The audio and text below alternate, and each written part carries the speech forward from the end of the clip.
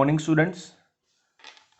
जैसा कि आप सभी जानते हैं, हम लोग इलेक्ट्रोस्टैटिक्स यूनिट के first chapter electrical charges and fields की डिस्कशन कर रहे थे। आई होप आप सभी ने पिछले 2 लेक्चर देख लिए होंगे और इस वक्त हम लोग थर्ड लेक्चर पे आ गए हैं। सेकेंड लेक्चर को कंक्लूड करते वक्त हमारा लास्ट टॉपिक था रिलेटिव परमिटिविटी, जहां हमने देखा था कि किसी भी मीडियम के अंदर दो चार्जेस के बीच का इलेक्ट्रिकल फोर्स किसी रेशियो से कम हो जाता है। जहां तक आपको याद होना चाहिए, हमने देखा था कि वाटर के अंदर दो चार्जेस का फील्ड 1/81 टाइम्स हो जाता है, जबकि ग्लास के अंदर उन्हीं फोर्सेस का जो नेट फोर्स है वो अबाउट 1/3 या 1/4 हो जाता है। तो उसकी वजह से आज हम डिस्कस करेंगे इस रेशियो को थोड़ा डिटेल में, that is called relative permittivity और डाइलेक्ट्रिक कांस्टेंट।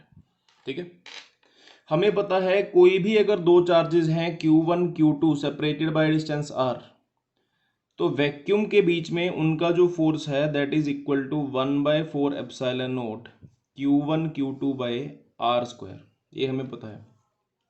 और उसी तरह से उनके बीच का जो फोर्स है किसी मीडियम में, it becomes 1/4 pi epsilon naught k Q1 Q2 by r square.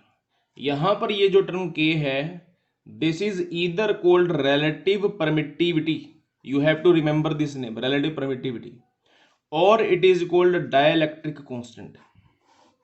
इसके दो सिंबल हैं, या तो k या फिर epsilon r।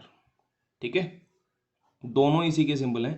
So we can also write that this force in the medium is equal to 1/4 pi epsilon naught epsilon r Q1 Q2 by r square, ये भी equally correct है। अब ये जो इनका प्रोडक्ट है इसका एक स्पेशल नेम होता है, दिस इज कॉल्ड एप्सिलॉन। फर्क समझिए, epsilon naught into epsilon r is called epsilon. Difference क्या है? Epsilon naught is called absolute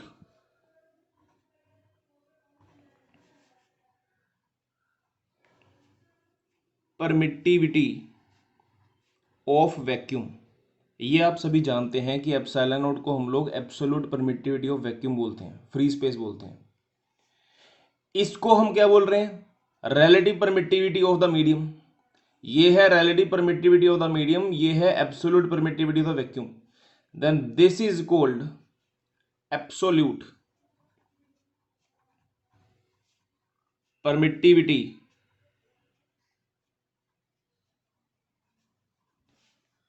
of the medium. अब प्रोडक्ट की क्रोनोलॉजी समझिए। जब हम absolute permittivity of the vacuum को relative permittivity of the medium से मल्टीप्लाई करेंगे तो हमारे पास absolute permittivity of the medium बन जाएगी। फॉर एग्जाम्पल, आपको पता है कि एप्सिलॉन नॉट की value 8.85 into 10⁻⁻12 coulomb square per newton metre square है। यूनिट पे हम बहुत जल्द आएंगे। सिमिलरली एप्सिलॉन आर की वैल्यू सपोज करिए ग्लास के लिए 4 है, तो मैं अगर पूछूं ग्लास का एप्सिलॉन कितना है, एब्सोल्यूट परमिटिविटी ऑफ ग्लास कितनी है, तो वो आ जाएगी मल्टीप्लाई करके 8.85 into 4 into 10⁻⁻12 coulomb square per newton metre square. So this is the absolute permittivity for the free space और vacuum. This is the relative permittivity of the glass, while this is the absolute permittivity for glass। यहां तक आपको कोई भी doubt नहीं होना चाहिए।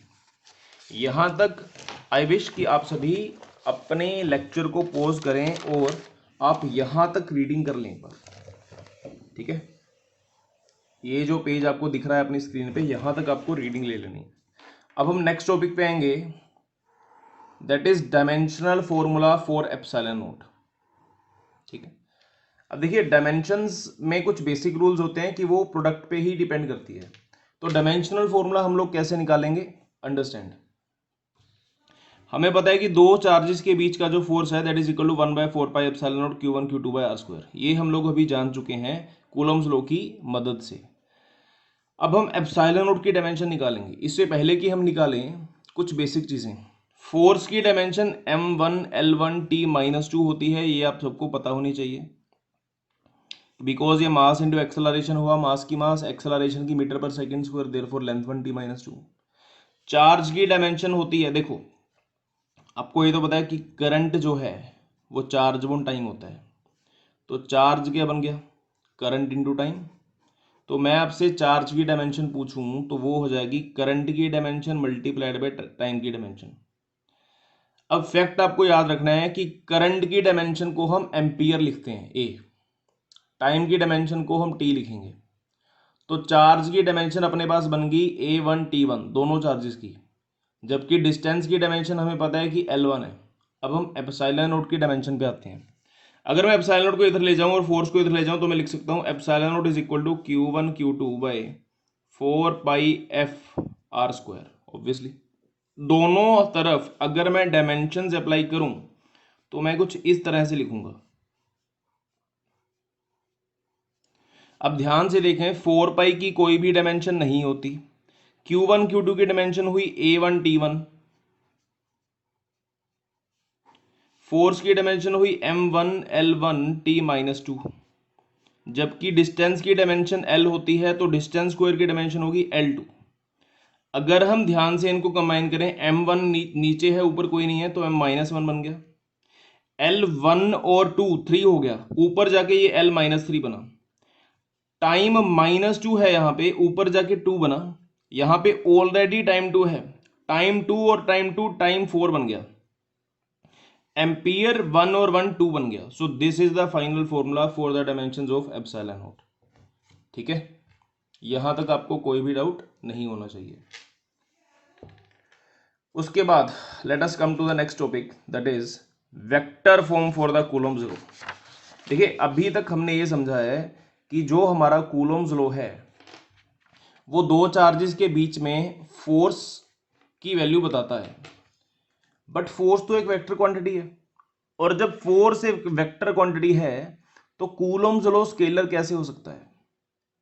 पिछले लेक्चर में हमने डिस्कस किया था कि कूलम्ब्स लॉ के थ्रू हम फोर्स का मैग्नीट्यूड कैसे निकाल सकते हैं। आज हम डिस्कस करेंगे कि कूलम्ब्स लॉ को यूज करके हम फोर्स के मैग्नीट्यूड के साथ साथ उसकी डायरेक्शन भी कैसे डिटरमाइन करेंगे। So let us come to the topic. Suppose करिए किसी 3 डायमेंशनल प्लेन में XYZ में हमारे पास दो चार्जेस हैं Q1 Q2। ओरिजिन की रिस्पेक्ट में Q1 की पोजीशन है R1, ओरिजिन की रिस्पेक्ट में Q2 की पोजीशन है R2। ठीक है, तो अगर मैं आपसे पूछूं कि R21 मैंने किसको माना है, देखिए R1 है Q1 की पोजीशन, R2 है Q2 की पोजीशन, बट Q1 की रिस्पेक्ट में Q2 की जो पोजीशन है, the position of Q2 with respect to Q1 is being called R2, 1 by me. Then R21 is equal to position of Q2 with respect to Q1. Similarly, R1, 2 is equal to the position of Q1 with respect to Q2. पहली बात, these are the basics. सो अभी हम किसी भी charge के ऊपर force निकालते हैं। Let us determine the force on Q2 due to Q1। हमें पता है किसी भी वेक्टर के पास दो चीजें होती हैं, पहला उसका मैग्नीट्यूड,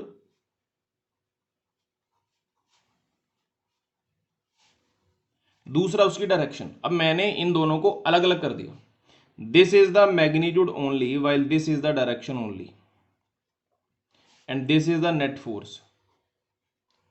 अब समझिए इसको, अगर मैं आपसे फोर्स का सिर्फ मैग्नीट्यूड पूछूं तो वो आप मुझसे आसानी से बता सकते हैं, बिकॉज हमने पिछले लेक्चर में वही पढ़ा था और उसकी वैल्यू आई थी 1/4 pi epsilon naught Q1 Q2 by R2, 1 का मैग्नीट्यूड का होल स्क्वायर। यहां तक आई होप आपको कोई भी दिक्कत नहीं होगी। तो मैग्नीट्यूड जो है वो हमें पता है। अब यहां पे मैं एक चीज क्लियर कर दूं कि a vector is equal to the product of its magnitude and its unit vector. कोई भी वेक्टर अपने मैग्नीट्यूड को अपने यूनिट वेक्टर के साथ मल्टीप्लाई करके ऑब्टेन किया जाता है। फॉर एग्जांपल 5 आई कैप को मैं 5 × आई कैप लिख सकता हूं, ये उसका यूनिट वेक्टर है और ये उसका मैग्नीट्यूड है। सिमिलरली 3i प्लस 4j को मैं लिखूंगा 5 इंटू 3/5i प्लस 4/5j। तो यहां पे हमें दिख रहा है कि 5 इसका मैग्नीट्यूड है, जबकि 3/5i प्लस 4/5j इसका यूनिट वेक्टर है। So let us come to the topic again. हमारे पास इस वक्त फोर्स का मैग्नीट्यूड आ चुका है, अब हम डायरेक्शन निकालेंगे। अब इस फिगर को ध्यान से देखिए। सपोज करिए कि ये दो चार्जेस हैं Q1 एंड Q2, दोनों पॉजिटिव हैं। अगर ये भी पॉजिटिव है और ये भी पॉजिटिव है तो दोनों के बीच का जो फोर्स है वो रिपल्सिव होगा। और अगर दोनों के बीच का फोर्स रिपल्सिव है तो इसको force outwards that is in this direction मिलना चाहिए। सिमिलरली इसको फोर्स आउटवर्ड्स मतलब कि इन दिस डायरेक्शन मिलना चाहिए। एक बात हमें पता होनी चाहिए कि दोनों फोर्सेस का मैग्नीट्यूड सेम है, और ध्यान से देखें तो दोनों की डायरेक्शन ऑपोजिट आ रही है। अगर इसको रिपल्शन इस डायरेक्शन में मिलेगी और इसको रिपल्शन इस डायरेक्शन में मिलेगी तो दोनों के ऊपर फोर्सेस इक्वल एंड ऑपोजिट है। नेक्स्ट पॉइंट इज कि अब ध्यान से देखें तो F2,1 force on Q2 due to Q1 की डायरेक्शन R(2,1) के अलोंग है। तो हम कह सकते हैं कि जब फोर्स ऑन 2,1 की डायरेक्शन R(2,1) के अलोंग है तो दोनों को पैरेलल होना चाहिए। यहां तक कोई दिक्कत नहीं होनी चाहिए। सेकेंड पॉइंट इज जो वेक्टर पैरेलल होते हैं उनके यूनिट वेक्टर भी सेम होते हैं। तो because these both vectors are parallel therefore their unit vectors must be equal. ठीक है, अब यहां पे हम जो डिस्कस कर रहे हैं उसमें +1 की बेसिक्स लगते हैं, तो वो आपको क्रिस्टल क्लियर होने चाहिए। फर्स्ट ऑफ ऑल पहली बात तो ये कि जब दो वेक्टर्स पैरेलल होते हैं तो उनके यूनिट वेक्टर्स इक्वल होते हैं। दूसरी बात ये कि किसी भी वेक्टर के यूनिट वेक्टर को निकालने का तरीका है that vector divided by its magnitude. अब हम वापस टॉपिक पे आते हैं। हमें पता है कि फोर्स का मैग्नीट्यूड इतना है, हमें पता है कि फोर्स का यूनिट वेक्टर इतना है, और फोर्स का यूनिट वेक्टर इसके बराबर है जो कि खुद इसके बराबर है। Now understand this carefully. मैं पिछले लेक्चर में फोर्स का मैग्नीट्यूड ऑलरेडी निकाल चुका हूं जिसकी की वैल्यू इसके बराबर थी। फोर्स के मैग्नीट्यूड के बाद मुझे फोर्स की डायरेक्शन की जरूरत थी। फोर्स की डायरेक्शन R(2,1) के अलोंग है, और R(2,1) की direction, sorry it must be unit vector not a perfect vector, इसके यूनिट वेक्टर की डायरेक्शन वेक्टर को उसके मैग्नीट्यूड से डिवाइड करके आएगी।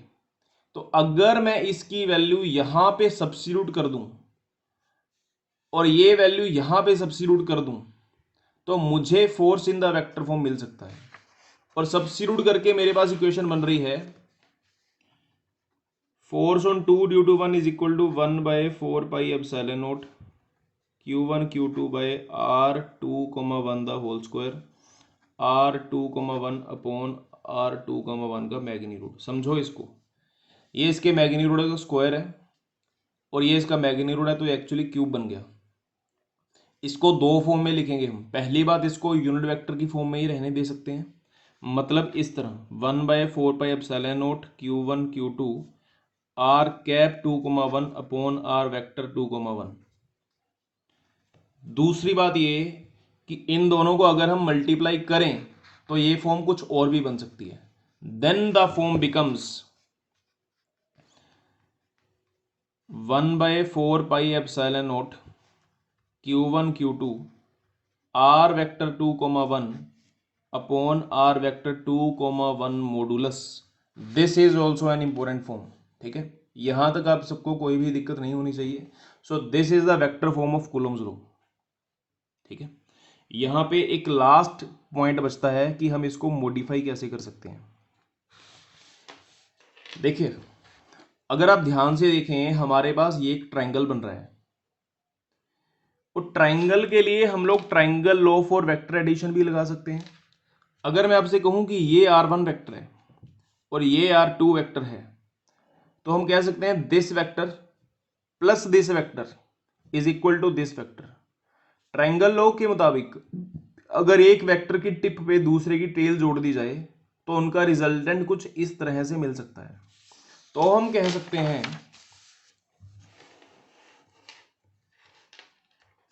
कि r1 vector plus r2 1 vector is equal to r2 vector. ठीक है, आप इसको रिवाइंड करके देख सकते हैं, if you can check it.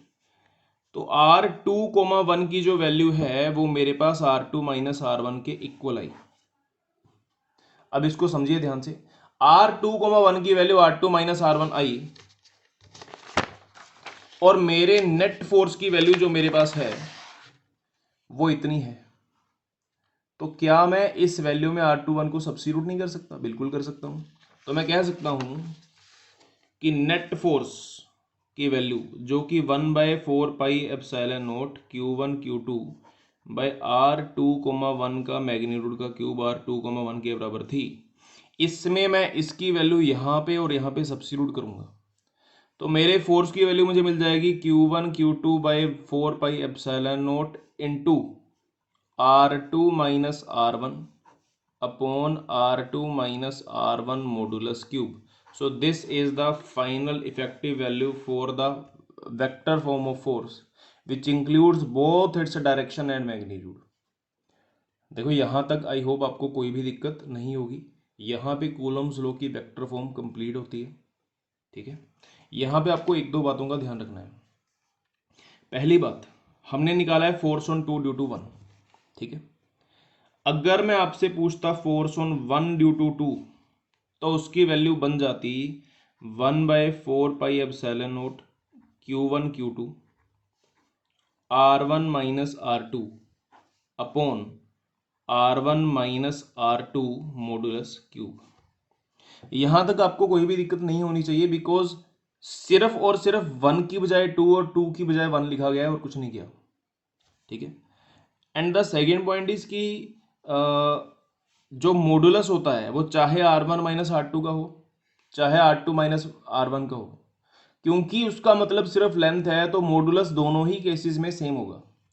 और मॉडुलस दोनों ही केसेस में सेम होगा तो हम इसको कुछ इस तरह से भी लिख सकते हैं Q1 Q2 1/4 pi epsilon not R1 minus R2 upon R2 minus R1 modulus cube. एक ही बात है, कोई साइन चेंज नहीं आएगा बिकॉज मैग्नीट्यूड सेम होता है। बट इसको अगर हम इससे कंपेयर करें तो दोनों में एक माइनस साइन का फर्क है। सो we can say F12 is equal to minus F21, जो कि लॉजिकली भी करेक्ट होना चाहिए। रीजन बिंग, हमने देखा था कि अगर दो पॉजिटिव चार्ज हैं तो दोनों को रिपल्शन होगी। ऑब्वियसली रिपल्शन की डायरेक्शन तो इक्वल एंड ऑपोजिट होनी चाहिए। सेकेंडली, दोनों के ऊपर जो फोर्स है उनका मैग्नीट्यूड सेम है बट डायरेक्शन ऑपोजिट है। That means that Coulomb's law follows Newton's third law of motion. आप समझिए, कूलम्स लॉ के मुताबिक अगर दोनों पे फोर्सेस निकाले जाएं तो मैग्नीट्यूड दोनों का सेम है बट डायरेक्शन ऑपोजिट है। इसका मतलब ये है कि कूलम्स लॉ जो है वो न्यूटन्स थर्ड लॉ को फॉलो करता है। This is a very important conclusion. Okay, so let us go ahead. Because Newton's law कहता है कि to every action there is an equal and opposite reaction. इसका मतलब अगर एक चार्ज पे दूसरे ने किसी भी डायरेक्शन में फोर्स लगाया तो वो भी दूसरे पे सेम फोर्स लगाएगा। And the second point is कि अगर हमारे पास एक पॉजिटिव और एक नेगेटिव चार्ज होता तब भी ऊपर डिराइव किया हुआ फॉर्मूला और फैक्ट दोनों सही है, क्योंकि इसके ऊपर अट्रैक्शन होती इस डायरेक्शन में जबकि इसके ऊपर अट्रैक्शन होती इस डायरेक्शन में। इस केस में भी फोर्सेस इक्वल एंड ऑपोजिट हैं। ये फोर्स इस डायरेक्शन में है जबकि ये फोर्स इस डायरेक्शन में है। तो चार्जेस का साइन और मैग्नीट्यूड इसका कोई इंपैक्ट नहीं पड़ता कूलम्स लॉ के फॉर्मूले पे। ठीक है, so our next article is force due to multiple charges on a particular charge. यहां पे हम समझेंगे कि अगर हमारे पास एक पर्टिकुलर चार्ज हो दैट इज कैपिटल Q और हमारे पास कुछ डिस्क्रीट चार्जेस हों that is Q1 Q2 Q3 and so on. अब देखें हमारे पास Q1 small Q1 small Q2 small Q3 up to dot dot dot dot, समझिए स्मॉल Qn तक हमारे पास n चार्जेस हैं, n में भी 1 2 3 4 10 एनीथिंग, ठीक है। तो उन सभी चार्जेस के कारण हमने कैपिटल Q के ऊपर नेट फोर्स निकालना है। उस नेट फोर्स को निकालने के लिए हमें करना क्या चाहिए? हम जानते हैं कि फोर्स एक वेक्टर है, और अगर फोर्स एक वेक्टर है तो सभी चार्जेस जो फोर्स लगाएंगे वो वेक्टर फॉर्म में लगाएंगे, और उस वेक्टर फॉर्म वाले फोर्सेस का नेट फोर्स निकालने के लिए हमें उनका वेक्टर एडिशन ही करना चाहिए। सो लेट अस ट्राई इट। अगर मैं फिगर में पूछूं कि कैपिटल क्यू के ऊपर सिर्फ स्मॉल Q1 ने कितना फोर्स लगाया, that would be equal to 1/4 Q1 by R1 square R1 cap. I think यहां पे आप सबको कोई भी दिक्कत नहीं होगी, क्योंकि ये तो बेसिक कूलम्स लॉ की फॉर्म है। सिमिलरली अगर मैं आपसे पूछूं कैपिटल Q के ऊपर सिर्फ Q2 ने कितना फोर्स लगाया, then that would be equal to 1/4 Q2 by R2 square R2 cap. इसी तरह से मैं सभी चार्जेस की वजह से फोर्स निकाल सकता हूं। अगर मैं आपसे पूछूं कि nth चार्ज ने कितना फोर्स लगाया, that would be equal to 1/4 QQn by RN square RN cap. तो अगर मैं आपसे पूछूं कि इन सभी चार्जेस ने कैपिटल Q के ऊपर नेट फोर्स कितना लगाया, तो नेट फोर्स आएगा सभी को जोड़ के, उसकी वैल्यू हो जाएगी इन सभी का समेशन, मतलब कि summation Fi 1 to n, that is equal to summation 1/4 QQi by RI square RI cap I is equal to 1 to n। अब देखिए ये सिर्फ समेशन लिखने का तरीका है, ये सिर्फ एडिशन को एक्सप्रेस करने का तरीका है। अगर इंडिविजुअल चार्जेस के कारण हमें फोर्स पता है तो सबके कारण फोर्स निकालने के लिए हम आई की वैल्यू सब्स्टिट्यूट कर सकते हैं। आई को 1 डालोगे पहला फोर्स आएगा, 2 डालोगे दूसरा फोर्स आएगा, 3 डालोगे तीसरा फोर्स आएगा, एंड सो ऑन 1 से लेकर n तक सभी फोर्सेस को एडिशन किया जाएगा, ठीक है। So this completes the next topic, that is force due to multiple charges, ठीक है। इस कॉन्सेप्ट की एप्लीकेशन बहुत सारे न्यूमेरिकल्स में भी होती है। Let me discuss one numerical with you.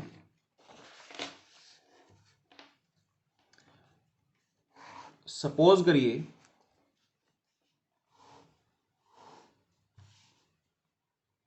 यहां पे एक चार्ज है 1 माइक्रो कूलम्ब ओरिजिन पे, यहां पे एक चार्ज है -4 माइक्रो कूलम्ब, एंड यहां पे एक चार्ज है 3 मिली कूलम्ब। सपोज करिए this point is 4,0 while this is 4,3 and your question is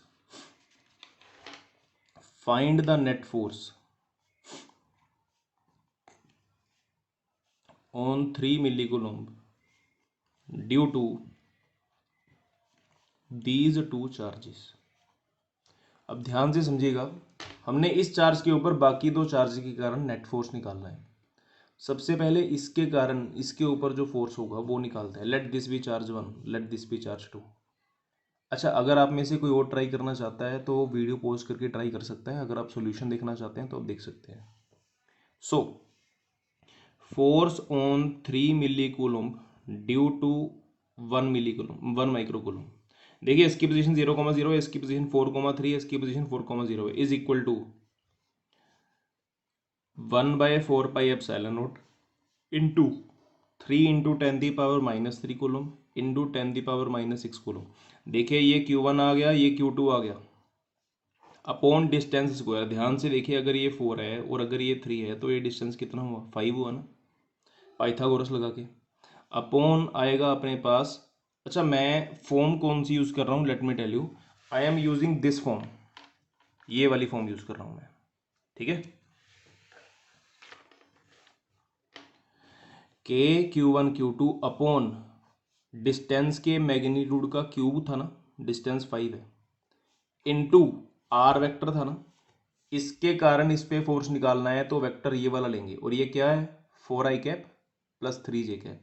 देखिए इस वेक्टर को लेंगे 4i cap plus 3j cap minus 0i cap plus 0j cap, इसकी पोजीशन माइनस इसकी पोजीशन करी तो वो अपने पास basically 4i cap plus 3j cap आया, तो इसके ऊपर फोर्स भी 4i cap plus 3j cap की डायरेक्शन में ही लगेगा।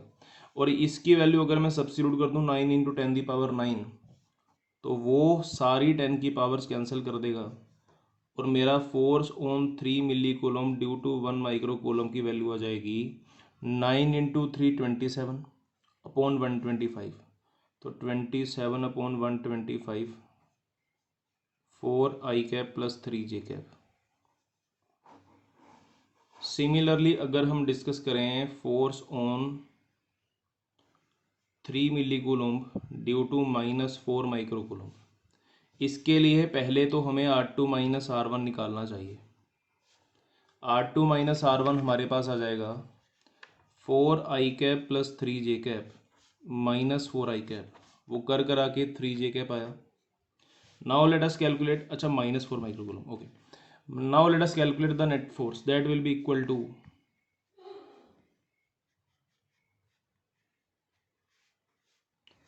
1/4 pi epsilon naught into 3 milli coulomb into -4 micro coulomb upon 3j cap के मॉडुलस का क्यूब इंटू 3j कैप। अब ध्यान से देखिए सारी वैल्यूज, इसका मॉडुलस 3 है तो ये 27 बनेगा, ये है 9 इंटू 10 की पावर 9, 10 की पावर 9 के साथ सारी वैल्यूज कटिंग, 9 3 27 घटा ये 1 बन गया, तो ये -4 into 3j cap that will be equal to -12j cap. अब देखिए एक फोर्स ये आ गया, दूसरा फोर्स ये आ गया, तो अगर मैं आपसे नेट फोर्स पूछूं तो नेट फोर्स की वैल्यू आ जाएगी समेशन करके, that will be equal to 27/125 4i cap plus 3j cap minus 12j cap. आप चाहें तो इसको समेशन करके और सिंप्लीफाई भी कर सकते हैं, बट मैं आंसर को यहीं पे लीव कर रहा हूँ। सो इस तरीके से आपको कूलम्स लॉ यूज़ करके मल्टीपल चार्जेस के बीच में नेट फोर्स कैलकुलेट करना होगा, ठीक है। आप चाहें तो एक बार इसके सॉल्यूशन को ध्यान से पढ़िए शुरू से वीडियो को रिवाइंड करके, बट ये आपको समझ में आना चाहिए। अगर किसी को पूरी वीडियो के दौरान किसी भी कॉन्सेप्ट में प्रॉब्लम हो then please call me whenever you can. तो अभी हमने डिस्कस किया था last topic force due to multiple charges. अभी हम इसके नेक्स्ट टॉपिक पे आएंगे कॉन्टिन्यूस चार्जेस। देखिए चार्ज जो है ना वो दो तरह का होता है, discrete charge and continuous charge. मैं फर्क समझाता हूं।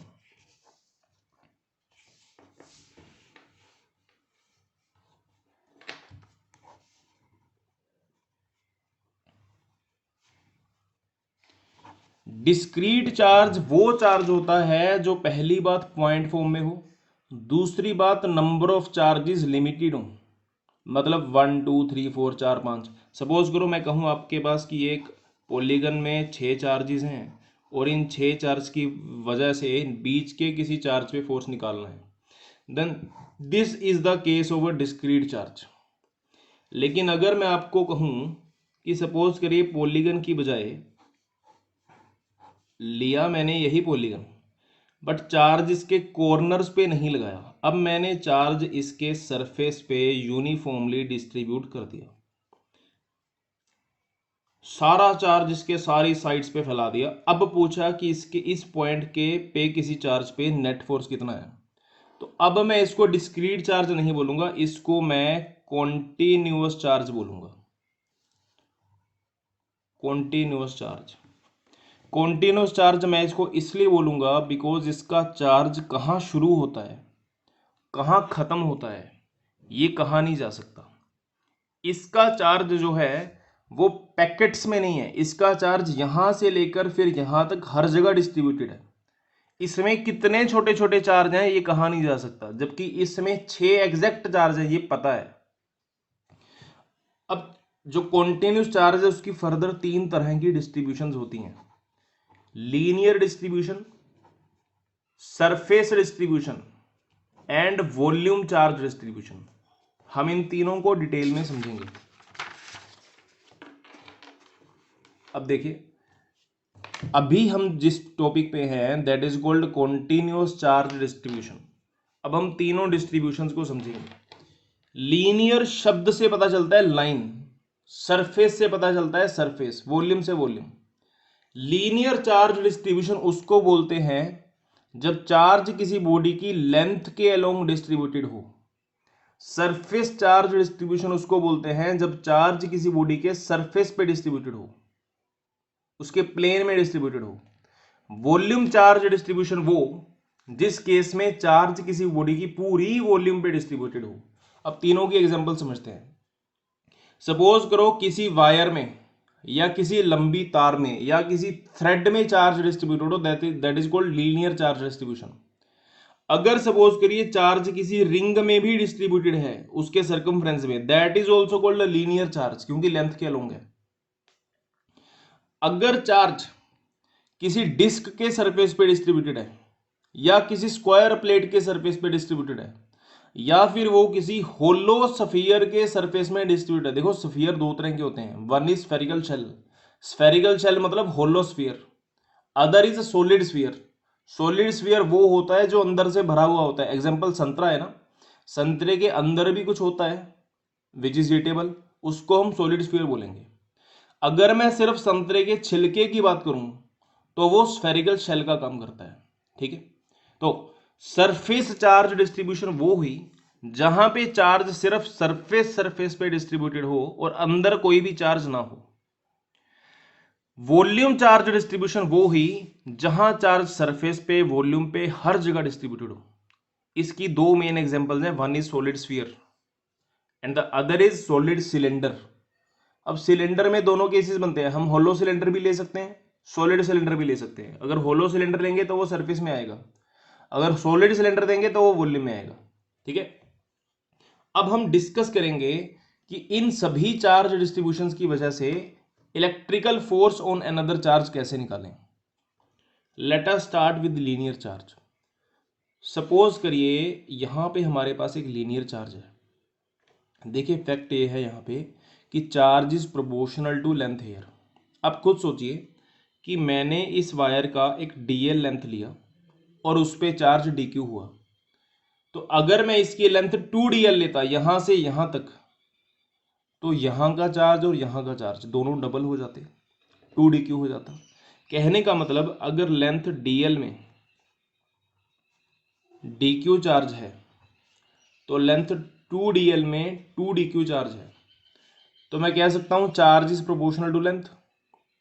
तो यहां पे हमें एक कांस्टेंट डिफाइन करना पड़ता है, that is lambda is equal to linear charge distribution. जो नाम पहले लिखा था linear charge distribution is equal to charge per unit length. Remember this value. इसी तरीके से अगर चार्ज किसी सरफेस पे डिस्ट्रीब्यूटेड है then we define sigma is equal to surface charge distribution is equal to dq by dA। Similarly अगर charge volume पे distributed है then we define volume charge distribution is equal to dq by dV, where dA is the small area, dV is the small volume. कैसे? जैसे इस wire में हमने कोई एक छोटी सी लेंथ पकड़ी, उसका छोटा सा चार्ज dq लेट कर लिया। इस स्क्वायर प्लेट का एक छोटा सा एरिया dA पकड़ा, उसका चार्ज छोटा सा dq लेट कर लिया। इस स्फीयर का एक छोटी सी वॉल्यूम dV पकड़ी और उसका चार्ज हमने dq लेट कर लिया। तो हम कह सकते हैं dq by dl is equal to lambda, dq by dA is equal to sigma and dq by dV is equal to rho in these three cases। तो अब हमारा टॉपिक था कि इस चार्ज डिस्ट्रीब्यूशन के कारण इस चार्ज पे फोर्स कैसे निकालें। देखिए सीधी सी बात है, करना तो समेशन पड़ेगा बिकॉज यहां पे भी बहुत सारे चार्ज हैं। अगर मैं छोटे से चार्ज dq के कारण कैपिटल Q पे फोर्स पूछूं तो कूलम्स लॉ कहता है कि force on capital Q due to small charge dq is equal to 1/4 by epsilon naught q dq by r square r cap. ये हमें पता है कि कूलम्स लॉ यही स्टेट करता है। और अगर मैं आपसे कैपिटल क्यू के ऊपर सभी चार्जेस की वजह से नेट फोर्स पूछूं तो वो मुझे समेशन करके मिलेगा। So let us come on the summation part. हमें पता है lambda is equal to D Q by D L. तो अगर मैं आपसे पूछूं छोटा सा चार्ज डी क्यू क्या है, वो लैम्डा डी एल के इक्वल होगा। और हमें पता है छोटे से फोर्स की वैल्यू इतनी आ गई है, तो अगर मैं यहाँ पे डी क्यू की value lambda D L substitute करूँ तो मेरा छोटा सा फोर्स बन जाएगा 1/4πε0 Q lambda D L by R square R cap. अच्छा, अगर छोटा सा फोर्स इतना आया तो नेट फोर्स कैसे निकालेंगे? हाँ, या तो इंटेग्रेट करके कह सकते हैं या फिर हम समेशन करके कह सकते हैं। समेशन करी तो हम जानते हैं कि ये कांस्टेंट है, कैपिटल क्यू भी कांस्टेंट है, तो हमारे नेट फोर्स की वैल्यू आ जाएगी summation D F vector is equal to Q by 4πε0 summation, otherwise हम इसको इंटेग्रेशन की फॉर्म में भी लिखते हैं, lambda D L by R square R cap. ठीक है, so this is the derivation for the force on a particular charge due to linear charge distribution. अब हम डिस्कस करेंगे force on a single charge due to surface charge distribution. हमें यहां पे पता है कि D Q by D A sigma है, तो डी क्यू की वैल्यू कैसे आएगी? सिग्मा डी ए करके। तो सिग्मा की वैल्यू हमारे पास है D Q by D A, therefore D Q is equal to sigma D A. और हमें पता है किसी कैपिटल क्यू के ऊपर छोटे से डी क्यू के कारण, इस डी क्यू के कारण यहां पे पड़े हुए क्यू के ऊपर फोर्स होगा D F, that will be equal to 1/4πε0 Q D Q by R square R cap. Just like in this case, जो फोर्स इस केस में है वो तीनों में अप्लाई होता है, क्योंकि ये कूलम्स लॉ है और ये यूनिवर्सल लॉ है, ये हर जगह अप्लाई होता है। तो हम कह सकते हैं छोटा सा फोर्स इतना है। अगर मैं डी क्यू की वैल्यू सिग्मा डी ए डालूं तो डी एफ की वैल्यू आ जाएगी 1/4πε0 Q sigma D A by R square R cap. और नेट फोर्स को मैं लिख सकता हूं इंटेग्रेट करके 1/4πε0 Q integral sigma D A by R square R cap. आप सोच रहे होंगे इंटेग्रेशन से क्यू और 4πε0 बाहर क्यों आए हैं? ये इसलिए बाहर आए हैं बिकॉज ये दोनों कांस्टेंट हैं और कांस्टेंट डिफरेंशिएशन और इंटेग्रेशन से बाहर आ जाता है। So let us discuss the third case now. हमने यहां पे अज्यूम किया था कि charge per unit volume is equal to rho. So charge in this small volume D Q is equal to rho D V. अगर charge की value rho D V है तो मैं यहां पे पुट करूंगा, तो छोटे से फोर्स की वैल्यू आ गई 1/4πε0 Q rho D V by R square R cap. जहां तक हमारे पास छोटा सा फोर्स आया है तो नेट फोर्स कैलकुलेट करने के लिए हम इंटेग्रल कर सकते हैं। Net force is equal to integral D F is equal to 1/4πε0 integral rho D V by R square R cap. तो इस तरीके से हम लोग net force on a point charge due to the 3 continuous charge distributions समझ सकते हैं। देखिए, मैं अगर तीनों को कंट्रास्ट में दिखाऊं तो तीनों में ही सेम फोर्स फॉर्मूला अप्लाई हुआ है, that is 1/4πε0 Q D Q by R square R cap, तीनों केसेस में। उसके बाद फर्क सिर्फ इतना है कि यहां पे स्मॉल चार्ज की वैल्यू लैम्डा डी एल है, यहां पे स्मॉल चार्ज की वैल्यू सिग्मा डी ए है और यहां पे स्मॉल चार्ज की वैल्यू रो डी वी है। इसके अलावा हमने कुछ नहीं किया, तीनों केसेस में सिंपल इंटीग्रेशन की है। आपको फर्क ये याद रखना है कि डिस्क्रीट चार्ज के केस में चार्ज 1 2 3 4 5 6 10 15 100 दिए होते हैं, कितने होते हैं, जबकि कॉन्टिन्यूस चार्ज के केस में चार्ज एक ही होता है। देखो एक ही चार्ज है, यहां भी यहां भी यहां भी, बट वो डिस्ट्रीब्यूटेड होता है, वो फैला होता है। तो डिस्ट्रीब्यूटेड चार्ज के केस में हमें इंटेग्रेशन ही करनी पड़ती है। यहां पे पहले एक छोटे से चार्ज के कारण फोर्स निकालते हैं, फिर इसको वेक्टर फॉर्म में लिखते हैं, फिर उसकी इंटेग्रेशन करते हैं। That's the main point. So अभी हम नेक्स्ट आर्टिकल पे आएंगे, दैट इज इलेक्ट्रिकल फील्ड।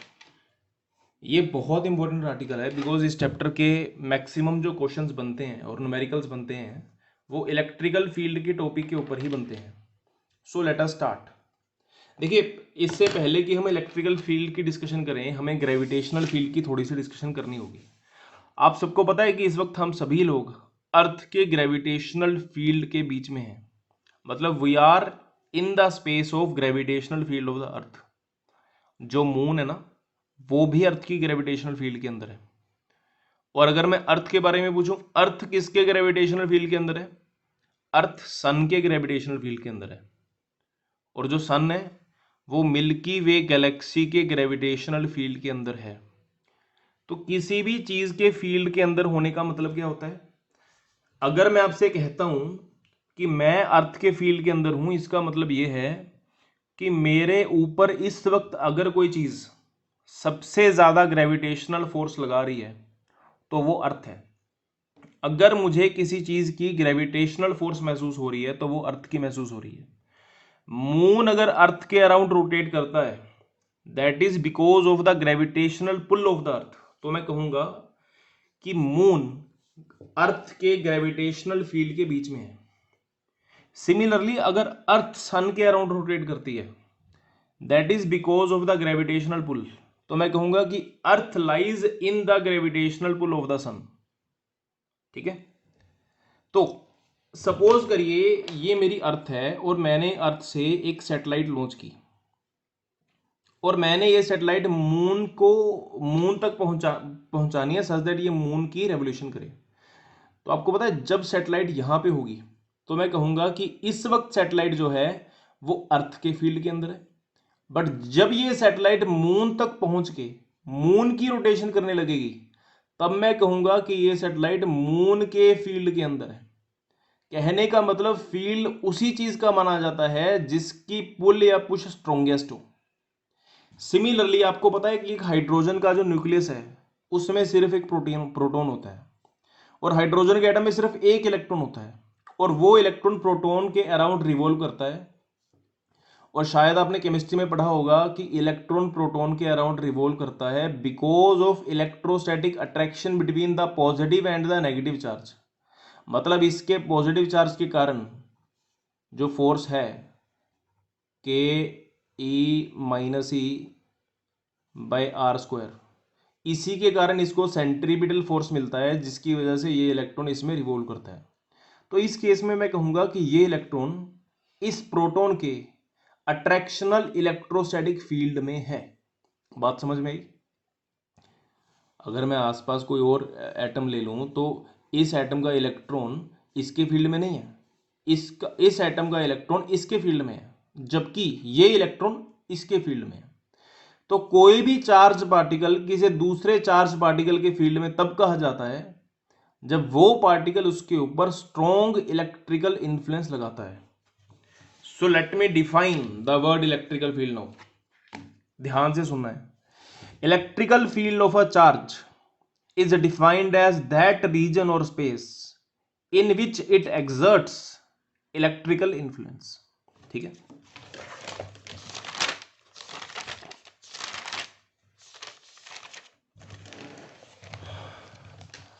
आप सभी एक बार वीडियो पॉज करके सबसे पहले तो पिछले वाला आर्टिकल पढ़ लीजिए, that is continuous charge distribution and वो सब। उसके बाद जो अपना नेक्स्ट आर्टिकल है इलेक्ट्रिकल फील्ड, इसकी डेफिनेशन मेरे साथ साथ पढ़िए।